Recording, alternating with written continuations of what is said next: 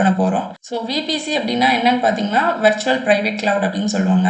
இப்போ virtual private கிளவுடா அப்படின்னா என்ன அப்படின்னு பார்த்தோம்னா, வெர்ச்சுவல்னு சொல்கிறது வந்து நமக்கு ஃபிசிக்கலாக இல்லாத ஒரு விஷயத்த வெர்ச்சுவலாக நம்ம போய் அச்சீவ் பண்ணுறோம் டச் பண்ணி. ஸோ அதுதான் வந்து நம்ம கிளவுட் அப்படின்னு சொல்கிறோம் பேசிக்காக. ஸோ இதில் ஏன் ப்ரைவேட் அப்படின்ற ஒரு நேம் வருது, அதை ஸ்ட்ரெஸ் பண்ணி சொல்கிறோம் அப்படின்னா, நமக்கு வந்து ஒரு எக்ஸாம்பிள் சொல்லணும்னா, இப்போ நான் வந்து பேங்க்கில் வந்து என்னோட அமௌண்ட்டெல்லாம் போடுறேன். ஸோ அந்த டிரான்சாக்ஷன்ஸ் எல்லாம் வந்து நம்ம எப்படி பார்க்கலாம் அப்படின்னு பார்த்தீங்கன்னா, ப்ரைவேட்டில் தான் நம்ம கண்டிப்பாக பார்க்க முடியும். இப்போ நான் என் பேங்க்கில் எவ்வளோ அமௌண்ட் போட்டு வச்சுருக்கேன், நான் என்னென்ன டிரான்சாக்ஷன் பண்ணுறேன் அப்படின்ற டீட்டெயில்ஸை யார் வேணாலும் செக் பண்ணி பார்க்க முடியுன்ற மாதிரி பப்ளிக்காக போட முடியாது கண்டிப்பாக, கரெக்டாக?